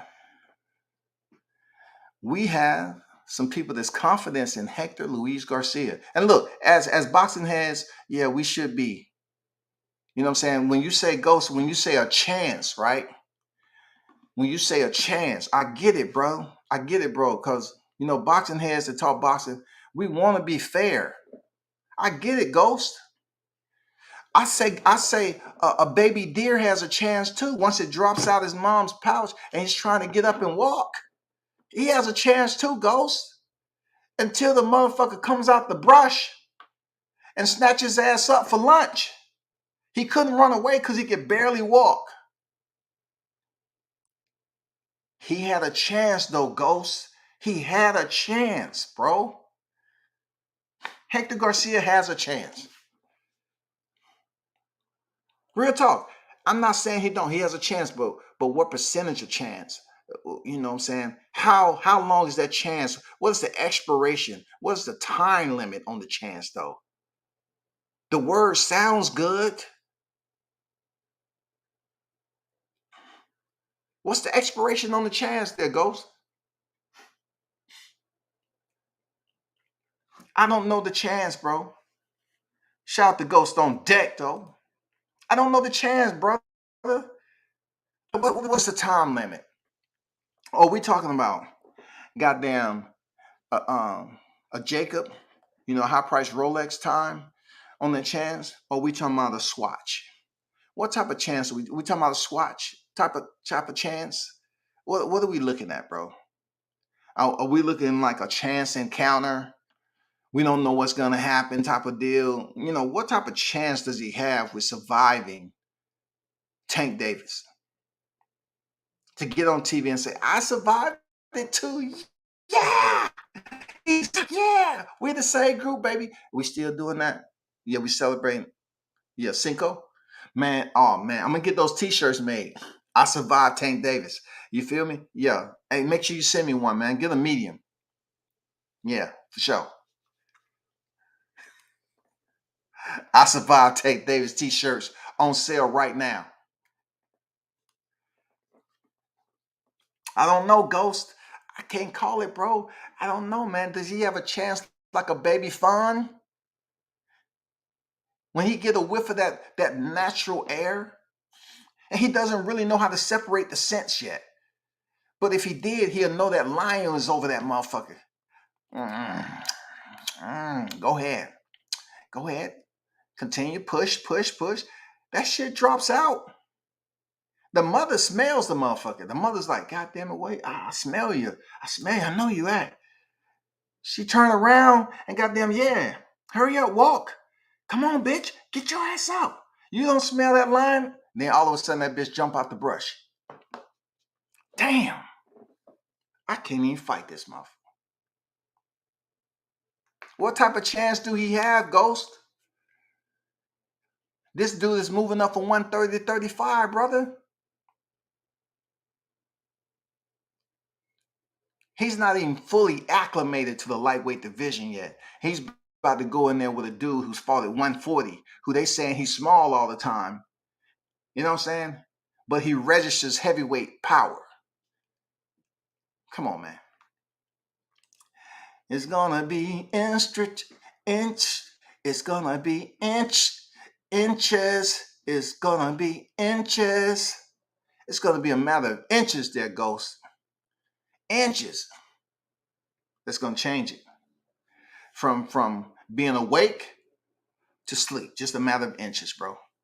Hector's best dance is to keep Tank on the outside. Something nobody has been able to do for a while, for a whole fight.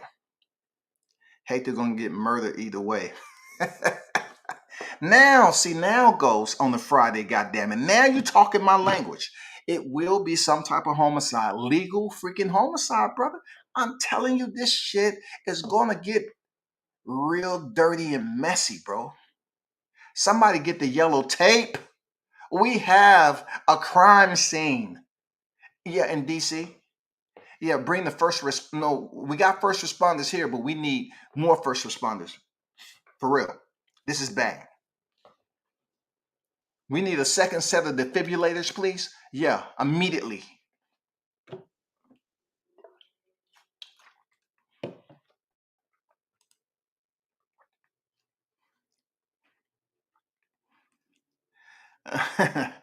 So, okay, go say 5 rounds. No, I'm going for it, Ghost. I'm going for it, dog. I'm going for it, good. I'm not even saying a whole 4. I'm going into the 4. I think I'm going into the 4. So that's why I said the chance is very minute. The chance, brother, like, the chance is very, very small. The window, yeah, very small window. Very small window. I'm talking about a rear view on a Hot Wheel car window small for him to go into the late rounds. I don't think it's gonna happen, bro. Not with Mr. El Chin Checker, bro.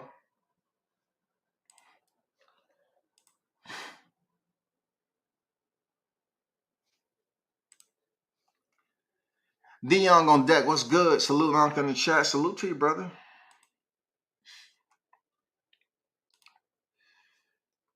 I just don't want anyone to say Tank followed nobody, because this is somebody.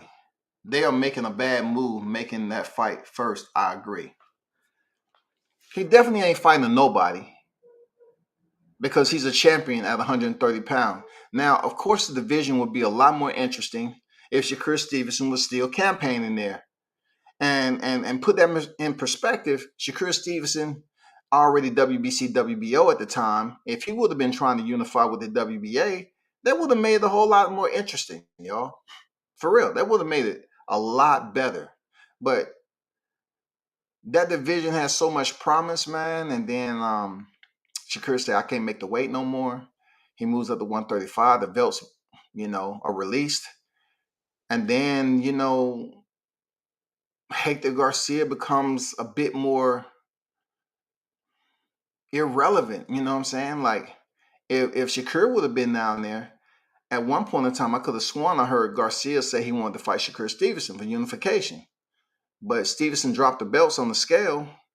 So now he has to make another move. It's nothing for him down at 130. So he gets to call up for Tank. God damn, Shawty. What a Christmas gift you got.